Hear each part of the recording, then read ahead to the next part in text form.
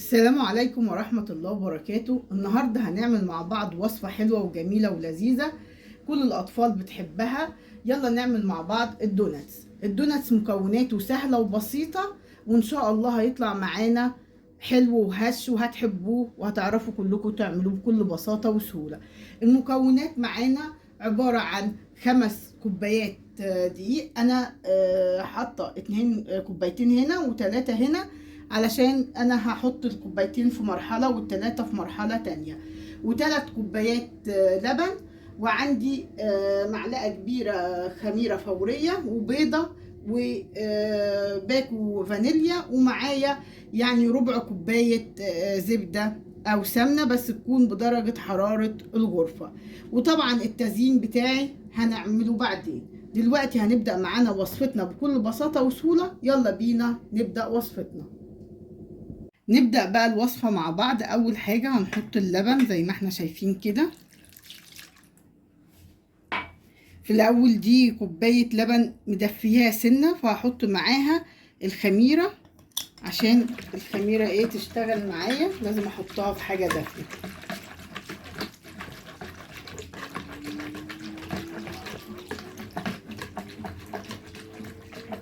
وهقلبها كويس قوي تفك معايا، وهنزل بربع كوباية سكر. يبقى انا دلوقتي حطيت كوباية لبن من ال3 كوبايات دافية، وحطيت معاها الخميرة الفورية ومعاها ربع كوباية السكر بتاعتي. تمام. هقلب كويس قوي كده، وهدوب السكر والخميرة مع كوباية اللبن الدافية، وهنزل بقى بالكوبايتين التانيين برضو يبقوا بدرجة حرارة الغرفة علشان ما موتش الخميرة اللي معايا. حطيت كده اللبن، يبقى كده 3 كوبايات لبن حطيتهم مع ربع كوباية سكر ومعاهم باكو خميرة فورية، وهقلب كويس قوي لحد ما السكر معايا يدوب تماما في اللبن. دلوقتي بقى هنزل بكوبايتين الدقيق، وانا برضو بقلب مع التقليب كده اهو.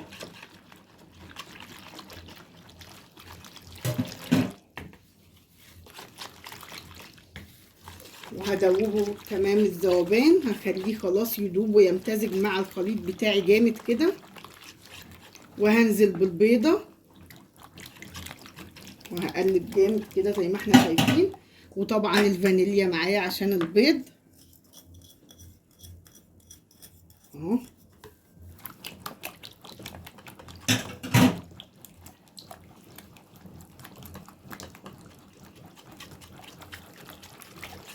وهقلب الخليط بتاعي لحد ما يمتزج معايا جامد زي ما احنا شايفين بالطريقة دي كده، وهغطي عليه وهسيبه معايا لمدة 10 دقايق يرتاح، وبعدين هرجع لكم تاني. خلاص كده انا سبت الخليط بتاعي يرتاح لمدة 10 دقايق، اللي هو زي ما احنا قلنا 3 كوبايات لبن وربع كوباية سكر وكوبايتين دقيق والخميرة الفورية، ومزجتهم وبيضة ومزجتهم كويس قوي مع بعض وسبتهم 10 دقايق يرتاحوا. هنزل دلوقتي بالزبدة.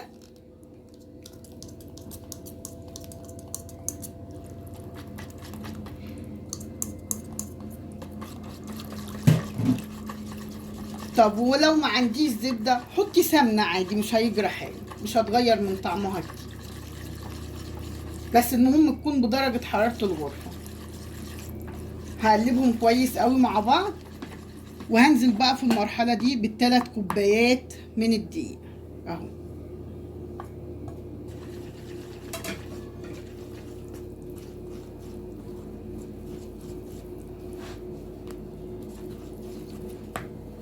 وهحط معايا رشة ملح كده، ذرة ملح صغيرة اهي في وسط ايديا، ذرة صغيرة اهي.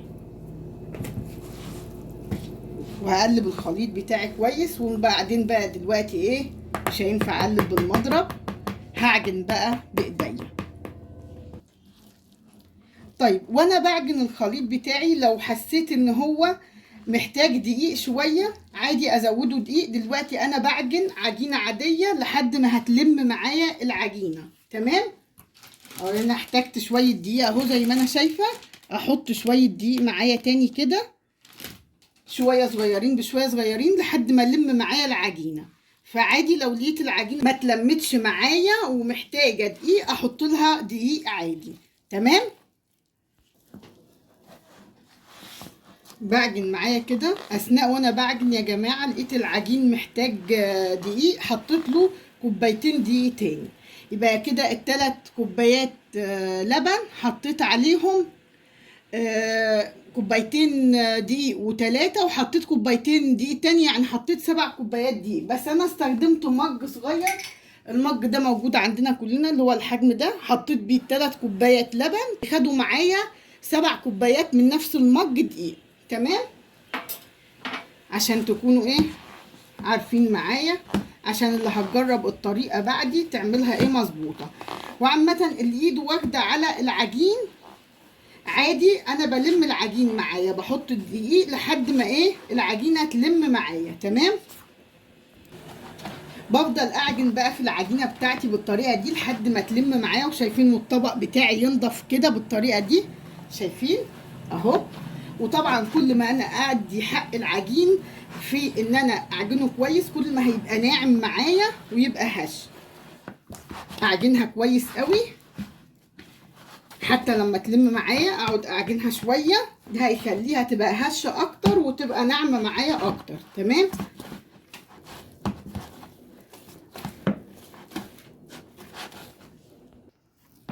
العجينه بتاعتي خلصت بالطريقه اللي احنا شايفينها دي زي ما احنا شايفين.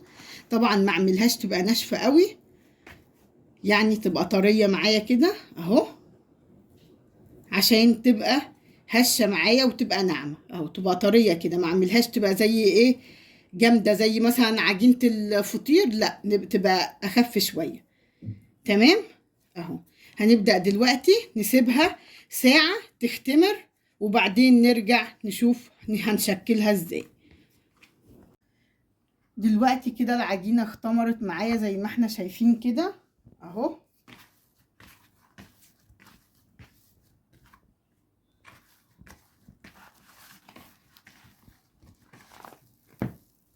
هحط شوية دقيق عشان ما تلزقش وهنزلها عليها.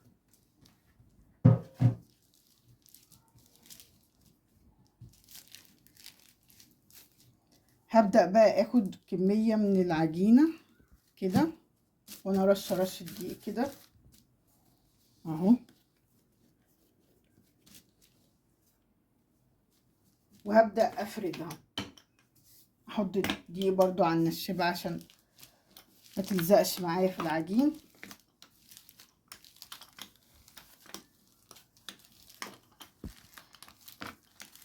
مش هفردها قوي، يعني اخليها مثلا ارتفاع 1 سنتي.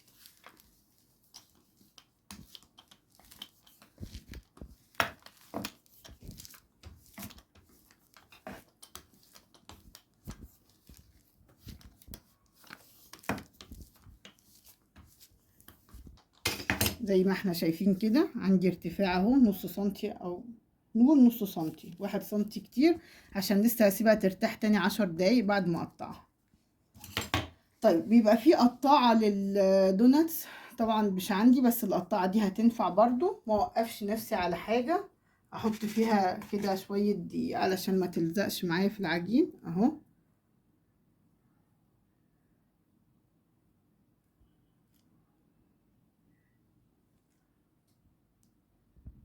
واقطعها بالطريقة اللي احنا شايفينها دي كده اهو.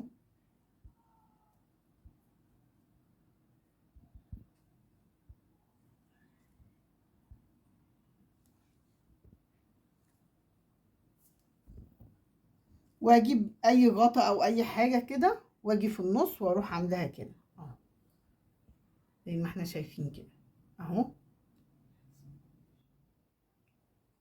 مش اوقف نفسي على حاجه خالص، اي حاجه ممكن ايه تديني نفس النتيجه اهو.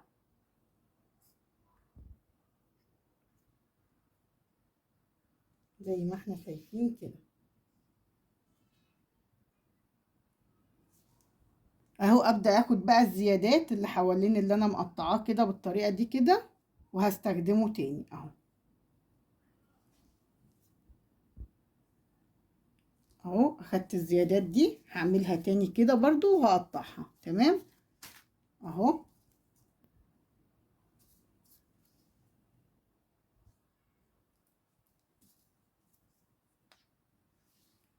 بالشكل اللي احنا شايفينه ده كده.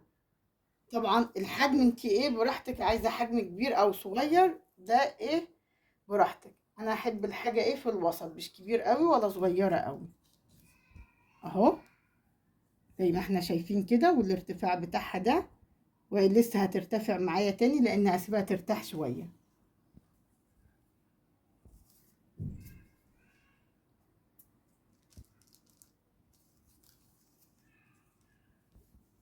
اهو.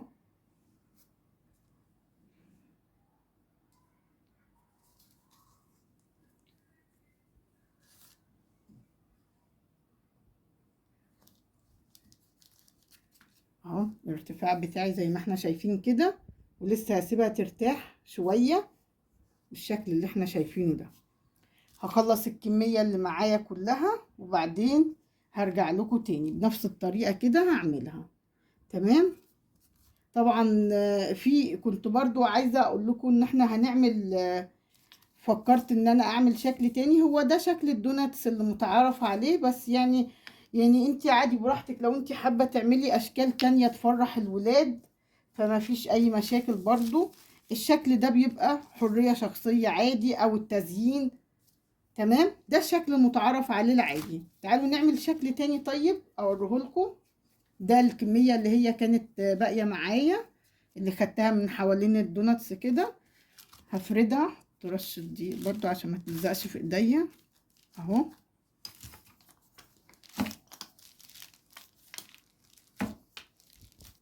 فردتها كده معايا الشكل ده كده. ممكن اقطع بيه اعمل اشكال تانية هتعجب الولاد قوي. يعني مش شرط يعني شكل الدوناتس يعني بالظبط، ممكن لو اشكال تانية والولاد هيفرحوا بيها وينبسطوا مفيش مانع ان احنا نعملها. شايفين الشكل ده جميل ازاي؟ هتعجب الولاد قوي، شكلها صغنن وكيوت كده اهو. برضو باخد كل اللي اتبقى هنعمله تاني عادي. بفضل اعمل نفس الحركة دي لحد ما العجين كله يخلص معايا اهو. شكلها صغنن وجميل هتعجب الولاد قوي، يعني شكل جديد اهو بالشكل اللي احنا شايفينه ده. هخلص كل الكمية اللي معايا وبعدين نرجع تاني نشوف هنعمل ايه. خلصت كده تشكيل الكمية اللي معايا كلها. هسيبها ترتاح لمدة 10 دقايق تاني وبعد كده نبدأ نشوف هنعمل فيها ايه. هبدأ بقى دلوقتي بعد ما ريحت العجين معايا 10 دقايق اجيب زيت غزير وابدأ بقى انزل بالدوناتس بتاعي بالطريقة اللي احنا شايفينها دي كده. وهدي النار كمان عشان ما ياخدش معايا لون بسرعة كده ويستوي معايا.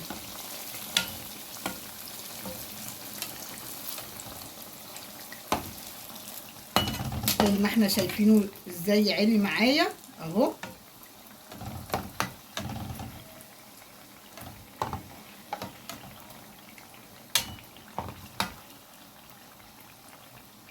خلاص كفايه اللون ده كده، مش هغمقه قوي وابدا اطلعه.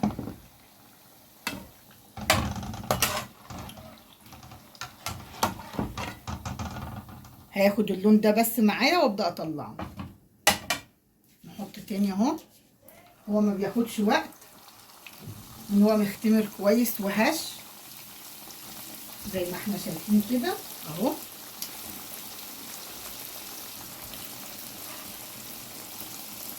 وابدا اقلبه كده ما خلوش ياخد معايا لون غامق قوي عشان يبقى شكله حلو. انما السوا ما تقلقوش منه، انا بس ابقى مهديه النار فهو هيستوي معايا وهيبقى مستوي جامد من جوه. ما دام مختمر كويس والعجينه ناجحه هتستوي معايا على طول زي ما احنا شايفين كده. كفايه بس كده هي الكاميرا بس مغمقاه كمان شويه، انا عاملاه فاتح عن كده.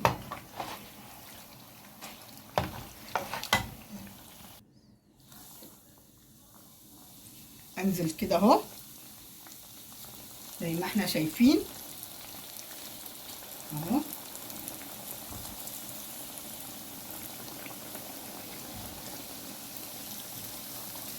ما بياخدش وقت معايا خالص، يعني ما اسيبهوش واروح مكان تاني، يعني ابقى عيني عليه على طول، لان هو ايه مسافه ما تحطيه الزيت بيخليه على طول ياخد معايا لون وما بياخدش وقت اهو زي ما احنا شايفين كده. احاول ان انا ما اديهوش لون ايه غامق عشان يبقى شكله معايا حلو ومميز. شايفين كفايه اللون ده كده هيبقى جميل معايا قوي. هعمل كل الكميه اللي معايا وبعدين نرجع لكم تاني.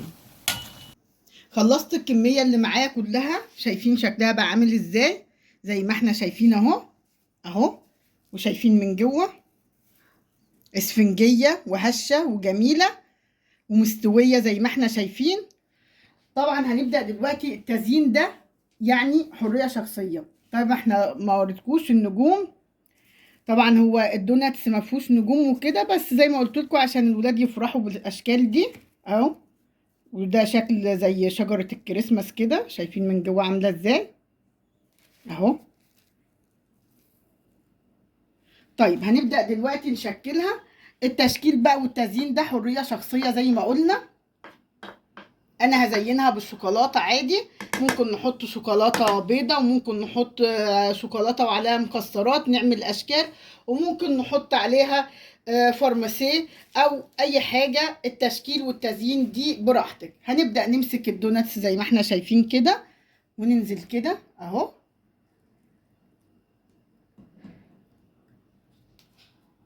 وهيبقى بالشكل اللي احنا شايفينه ده اهو. وطبعا نسيبه لما يبرد اهو. هنمسك كده ويبقى بالشكل الجميل اللي احنا شايفينه ده، شكله فظيع اهو زي ما احنا شايفين كده. ويبقى شكله بالشكل اللي احنا شايفينه ده كده.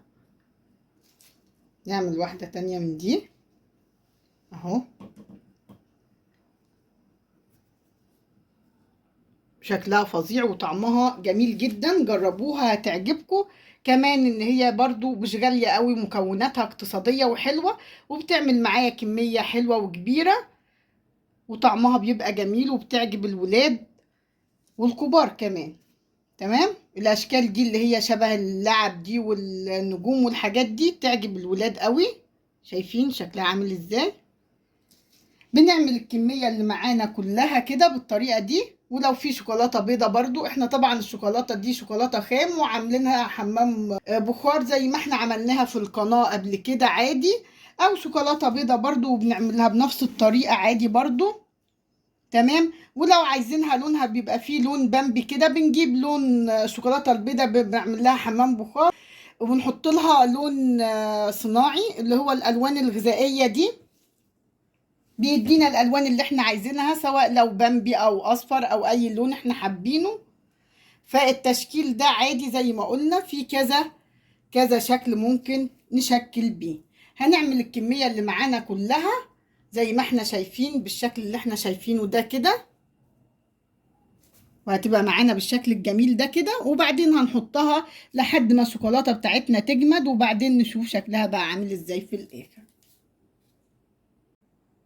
خلاص طلعنا الدوناتس من التلاجة بعد ما الشوكولاتة جمدت. زي ما قلت لكم طريقة التزيين دي براحتك، طبعا اهم حاجة الطعم من جوه بيبقى عامل ازاي زي ما انتوا شايفين الاشكال دي. شايفين اوريلكم من جوه فظيعة اهو وقطنية وطعمها جميل قوي، هتعجبكم ان شاء الله. اتمنى ان وصفتي النهاردة تكون عجبتكم وتجربوها وتقولوا لي رأيكم فيها ايه في الكومنتات. وما تنسونيش بقى باللايك والشير والاشتراك في القناة وتفعيل زر الجرس عشان يوصلكم كل جديد. وشكرا لحسن استماعكم، والسلام عليكم ورحمة الله وبركاته.